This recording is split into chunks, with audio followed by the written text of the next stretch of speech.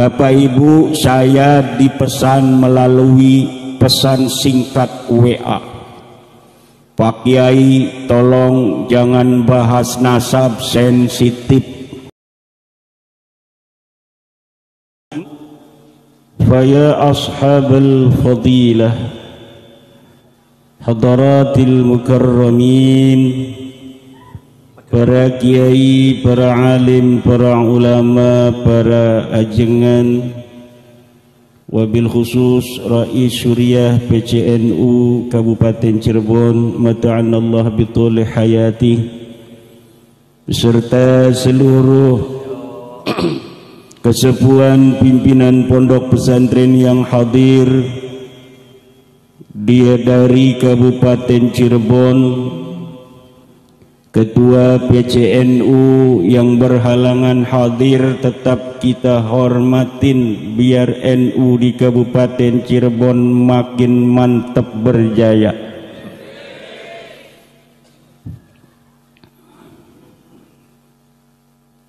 Para aparatur pemerintah baik sipil maupun militer, wabil khusus Bupati Cirebon, Ibu Camat yang telah memberikan sambutan. Kita doakan Ibu Camat tetap sehat, barokah, naik pangkat jadi bupati. Setuju kalau Cirebon jadi provinsi? Setuju kalau orang Walid yang jadi gubernurnya? Setuju kalau Pak Kuwu kita ini yang hadir jadi gubernur Cirebon ke depan? Amin ya Rabbal. Dan tukang sound system yang bagus ini, sound systemnya yang saya hormati, mudah-mudahan banyak order, barokah, amin ya Allah ya Rabbal. Bapak Ibu, saya dipesan melalui pesan singkat WA, Pak Kiai tolong jangan bahas nasab, sensitif. Saya tanya apa ama bendahara MWC.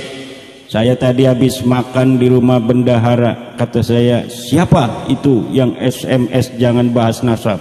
Judi katanya. Berarti itu disuruh sama bendahara itu. Bendaharanya ketakutan saya bahas nasab. Insya Allah saya tidak akan bahas nasab. Cuma saya mau laporan.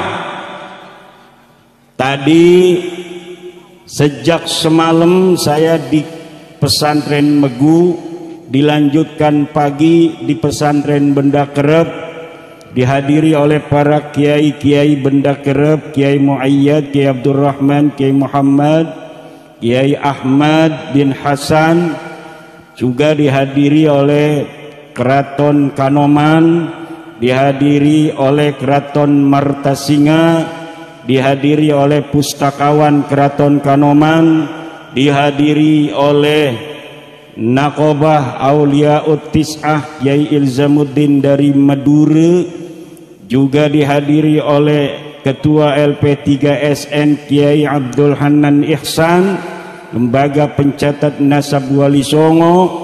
Kami laporan, tidak akan membahas, hanya laporan hasil keputusan musyawarah nasab tentang silsilah Sunan Gunung Jati Syarif Hidayatullah.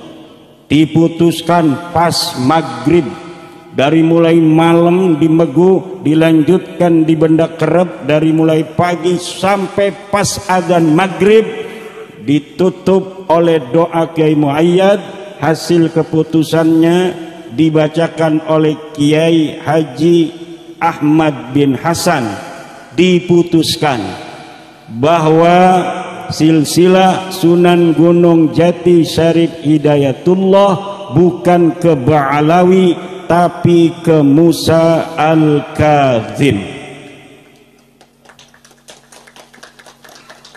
Itu yang pertama. Yang kedua, bahwa nasab Ba'alawi kepada Rasulullah termasuk dalam kategori nasab mukhtalafun fihi, perbedaan pendapat di dalamnya. Demikian laporan kepada masyarakat Walad hasil dari Gotra Sawala zaman now. Beres kan? Mantep kan? Saya tidak bahas, cuma laporan saja. Alhamdulillah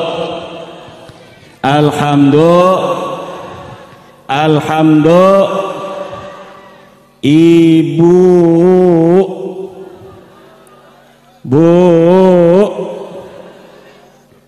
hayang boga minantu santri, hayang boga minantu banser, ente kumaha ya teu hayangeun boga minantu banser, padahal doa urang tadi sadayana ka banser mugia loba duitna, mugia bagja, mugia tinggi derajat anakna soleh.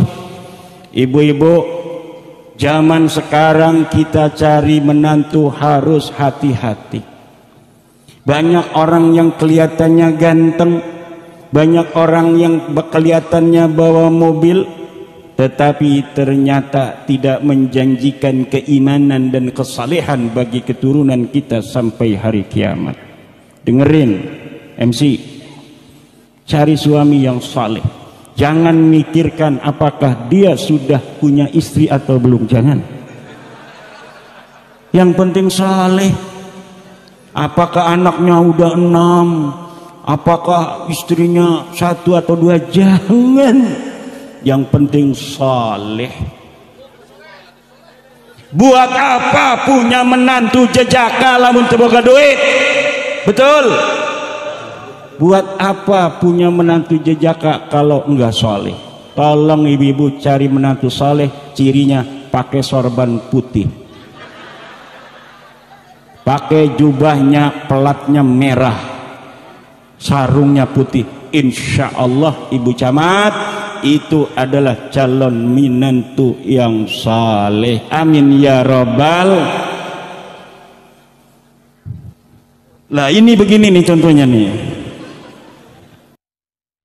Kan kalau masih mempercayai NKRI sebagai negara, Pancasila sebagai dasar negara, Undang-Undang Dasar 45 sebagai konstitusinya, maka dia belum disebut hijrah.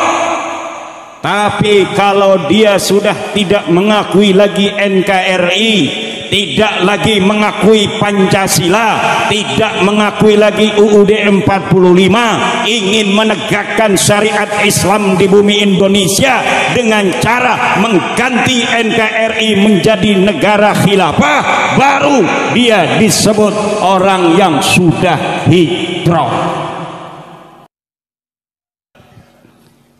Kata Mbah Hasyim Asy'ari, siapa yang ngurusin NU, dia akan aku anggap sebagai santriku. Siapa saja yang sudah aku anggap sebagai santriku, aku akan doakan dia dan keluarganya mati dalam keadaan husnul khatimah.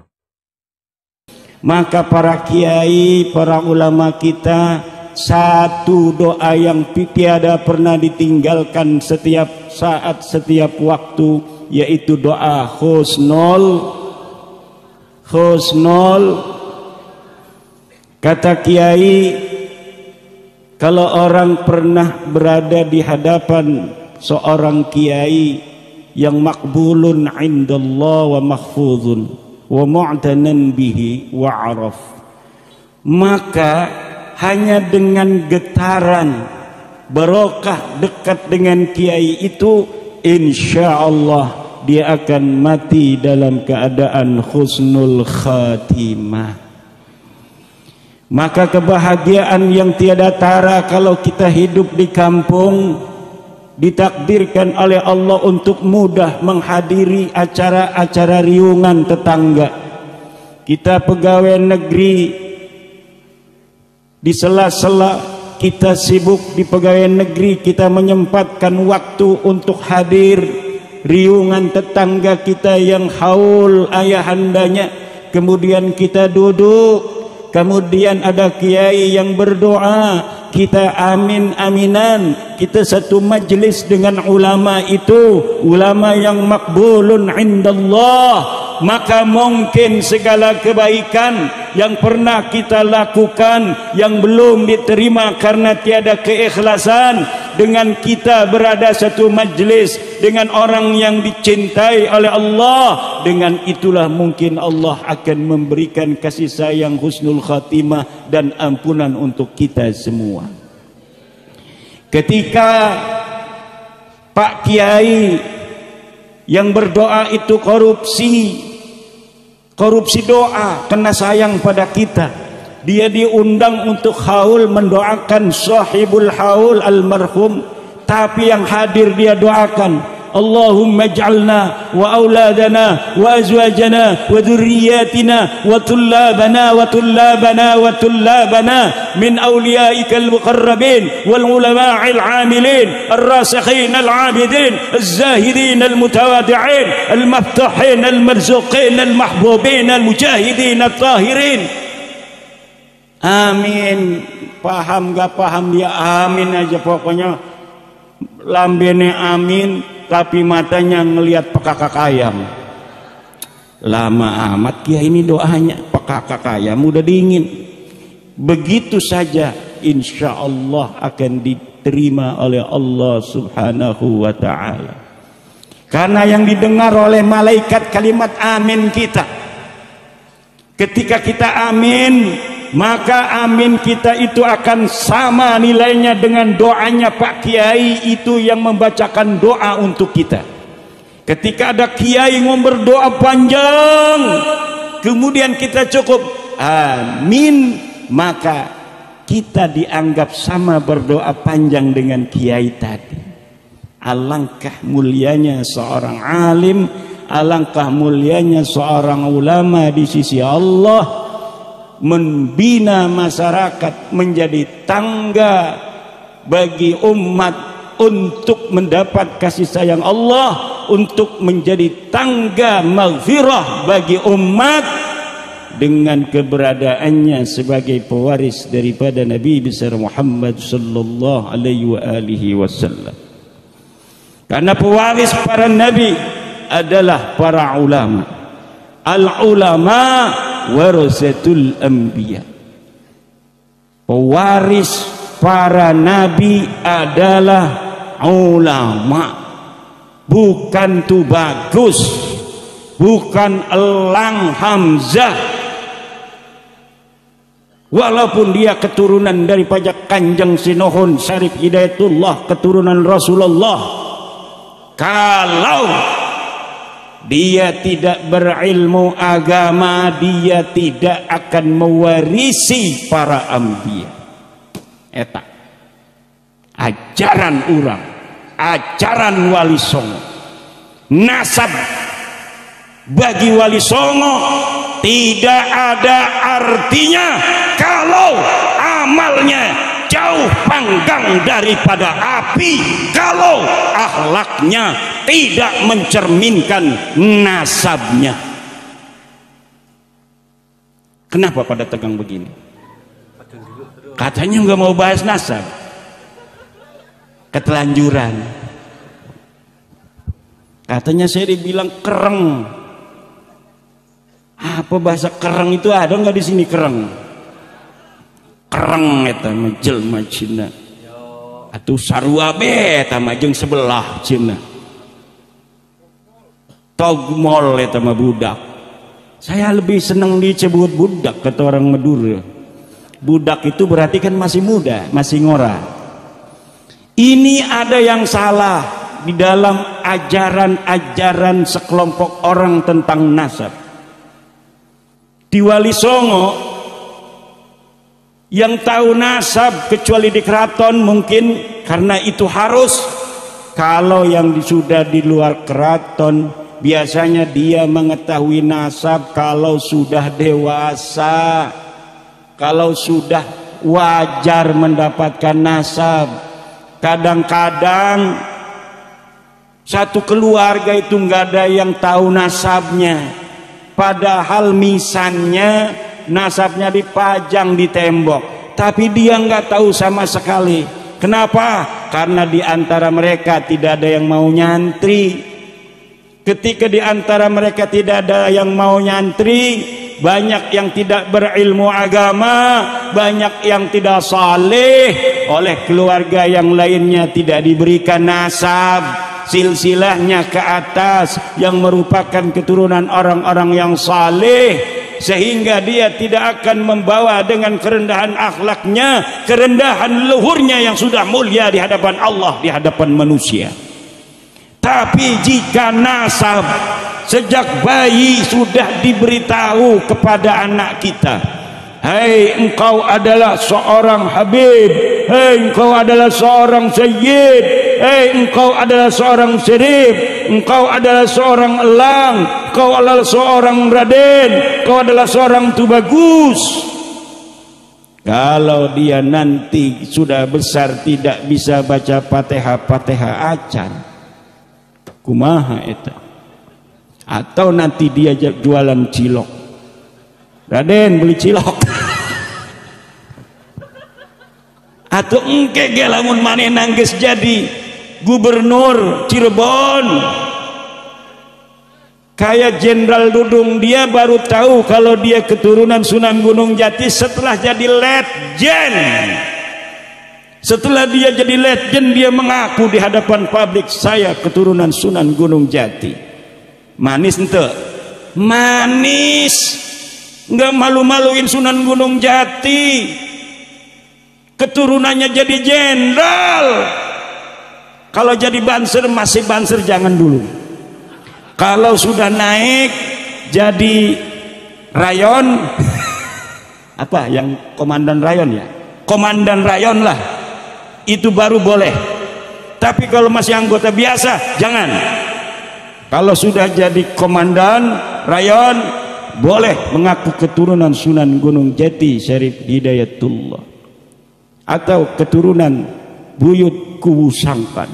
Ini Pak Kuwu, ini bukan lagi keturunan Buyut Kuwu Sangkan, ini Pak Kuwu, ini dianya bisa menurunkan kebanggaan bahwa saya keturunan Kuwu. Makanya kita dalam nasab jangan kita berbangga-bangga bahwa saya menjadi keturunan Sunan Gunung Jati, tapi yang harus kita upayakan bagaimana kita menjadi Sunan Gunung Jati untuk masa kita hari ini. Tepuk tangan.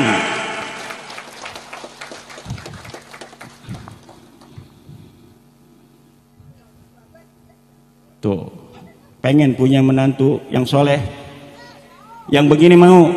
Siap.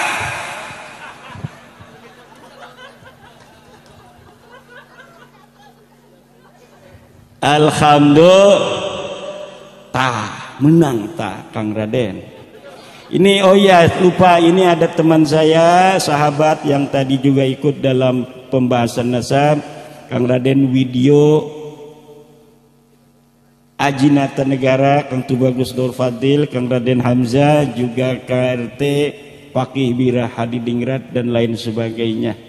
Tadi kita membahas panjang sekali, baik yang pertamanya mulanya masih belum setuju, atau yang beberapa sudah setuju, sampai semuanya tadi sampai maghrib setuju semua. Alhamdulillah, karena dulu ada pembelokan silsilah yang dilakukan oleh Belanda, dan alhamdulillah ini sudah dicari manuskrip-manuskripnya.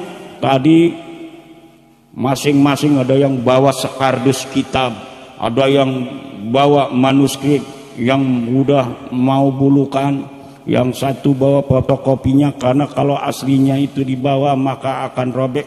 Alhamdulillah telah ditemukan titik terang bagi orang yang paling berjasa di tanah Cirebon ini, Kanjeng Sunan Gunung Jati Syarif Hidayatullah, silsilahnya sudah seperti seharusnya yang dimiliki oleh beliau sampai baginda Nabi besar Muhammad sallallahu alaihi wasallam. Semoga curahan rahmat kasih sayang Allah untuk beliau senantiasa dihadirkan oleh Allah dalam kubur beliau, dan semoga seluruh warga Cirebon, warga Banten, Jawa Barat senantiasa mendapatkan keberkahan dengan berkahnya Sunan Gunung Jati Syarif Hidayatullah, sehingga Jawa Barat, DKI, Banten yang dulu diislamkan oleh Kanjeng Sunan Gunung Jati Syarif Hidayatullah akan dapat mempertahankan iman dan Islam ini, menjaganya setiap generasi ke generasi sampai hari kiamat ila yaumil qiyamah, dengan kebesaran jiwa, keikhlasan beliau sebagai seorang penyebar agama Islam, juga oleh Syekh Datuk Kahfi, juga oleh wali-wali di Cirebon yang lainnya. Saling bahu membahu, mereka ikhlas, tidak mengenal lelah. Seperti saya dari kemarin dari Istiqlal bersama putra Cirebon Kiai Said Agil Siraj, Kiai Mustafa Akil, kemudian dengan putra Cirebon lagi Kiai Ahmad di Megu, dengan putra-putra Cirebon lagi di Benda Kerep. Malam ini dengan kiai-kiai di Walad ini luar biasa. Beberapa hari ini senantiasa dikelilingi oleh para ulama-ulama Cirebon. Ini bukan sembarangan. Ini adalah takdir daripada Allah Subhanahu wa ta'ala. Saudara ketemu saudara, merekatkan jiwa, merekatkan cinta, merekatkan silsilah daripada buyut kita bersama, orang yang paling berjasa di tanah Cirebon, Jawa Barat, DKI dan Banten, yaitu Eyang Sunan Gunung Jati Syarif Hidayatullah. Allahumma zid syarafah. Amin ya rabbal